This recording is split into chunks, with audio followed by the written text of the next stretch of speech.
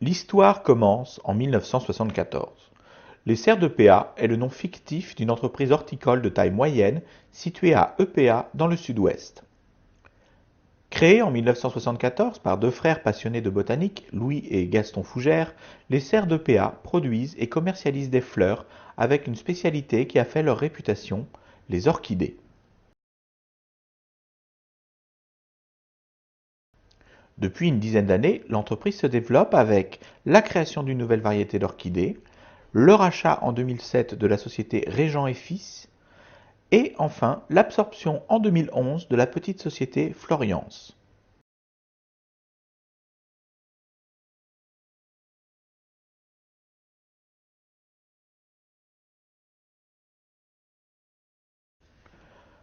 Nous sommes le 8 septembre 2014 et vous êtes cordialement invités à assister discrètement au comité de direction des serres de PA.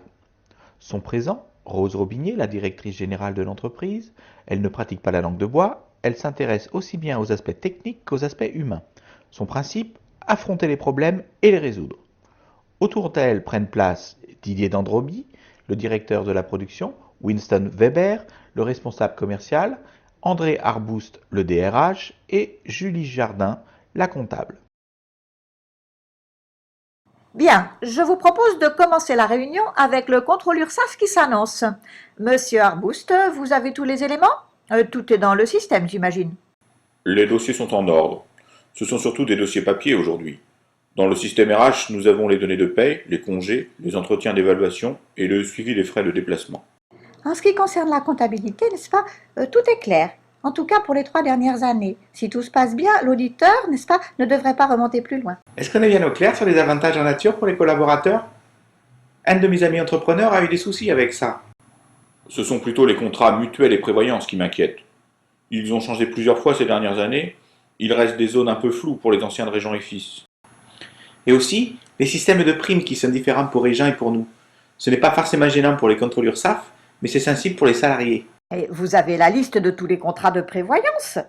Vous savez où les trouver. Au moins une copie. En principe, oui. Les principes. Winston, taisez-vous. Madame la directrice, je vais vérifier aujourd'hui même. Lors du rachat de Régent, un stagiaire d'été avait scanné tous les contrats valides, mais je crois qu'il n'a scanné que le recto. On est obligé de rechercher dans les cartons. Eh bien, retrouvez-les. Même si ce n'est pas vous qui vous êtes occupé de cela à l'époque. Je ne veux pas que les serres soient prises en défaut lors d'un contrôle réglementaire. Je vous propose de passer au second point de l'ordre du jour, l'affaire Soloviev. Winston, qu'est-ce qui se passe? Soloviev est un de nos plus gros clients et il peut nous ouvrir le marché de l'Europe de l'Est. Ce n'est pas le moment de le mécontenter. Les Russes adorent les orchidées. Pour sa dernière commande fin août, Soloviev a choisi les orchidées bleues, comme d'habitude. Puis, il s'est raffiché et a téléphoné pour avoir de la nouvelle variété, les Archiphyllum tracis. Apparemment, il a reçu des réponses contradictoires et il s'énerve contre l'entreprise. Il ne manquerait plus qu'il raconte ça sur sa page Facebook, en citant les serres de PA, n'est-ce pas? Ça ne nous ferait pas une bonne publicité. Comment ça, des réponses contradictoires? C'était pendant mes congés. Il dit qu'on lui a d'abord répondu que c'était possible, puis un mail de refus a suivi. Ce mail est parti de la messagerie de Jérémy. Or, Jérémy n'était pas là non plus ce jour-là. Mais comme son mot de passe est affiché sur l'écran, d'habitude, on imprime les mails, mais là, on n'a rien retrouvé. Et comme un malheur n'arrive jamais seul, il y a eu un crash sur le disque dur et tous les fichiers PST de la messagerie ont été perdus. Avec la messagerie électronique et la banalisation des réseaux, le patron ne voit plus rien de ce qui entre et sort. Je ne veux pas que cette histoire se reproduise. C'est inouï tout de même que des mails qui engagent l'entreprise partent d'ici sans qu'on sache qui les a envoyés.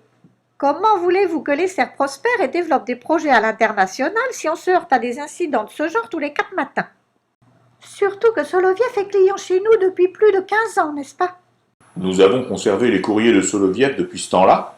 Je suis arrivé au CERF il y a 3 ans. Je vois.